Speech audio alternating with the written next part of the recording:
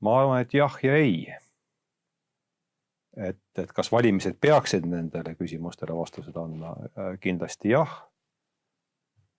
Ja ka jällegi ei. Sest ma arvan, et ikkagi me ei saa poliitikutelt nõuda liiga palju. Aga mulle tundub järjest enam, et selle poliitilise korruse peal, ütleme erakondliku korruse peal, oleks meil vaja tegelikult teist korrust, kus meil oleksid esindatud sellised mõttekojad. Et selline teise korruse poliitika tekiks, kus saaks rääkida põhimõttelistest asjadest, sest mul on nüüd küll tunne, et nendest rääkida on viimane aeg.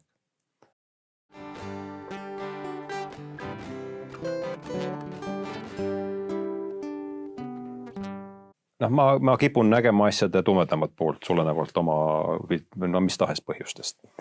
Et minu jaoks on esimene küsimus ikkagi mitte niivõrd minna suuremat tõusu otsima, mis on ka vajalik, aga see ei ole see, kuidas mina maailma näen. Vaid pigem see, et hoida ära nüüd halvimad võimalikud stsenaariumid, mis võivad väga vabalt juhtuda, kui meil siin näiteks, kui meil peaks töötus siin väga kiiresti minema kusagil 20% kallal, mis on võimalik.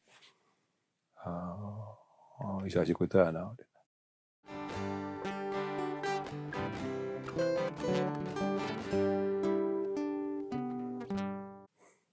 Jah, on väga oluline. Aga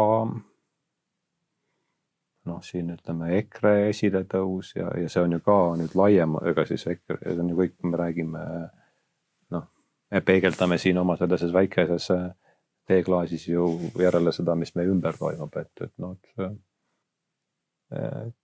ka teised teemad, sellised kultuurilised identiteemateemad, need on samuti olulised ja muutuvad järjest olulisemateks, et ma arvan, et nii oluline, kui see majandus ka ei ole võrreldes eelmiste valimistega, mul sisetunne niimoodi ja mul ei ole ühtegi siin.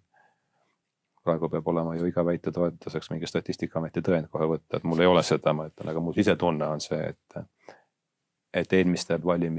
võrreldes eelmiste valimistega on majandus ebaolulisem, need teemad, teised teemad on kõrvale tulnud.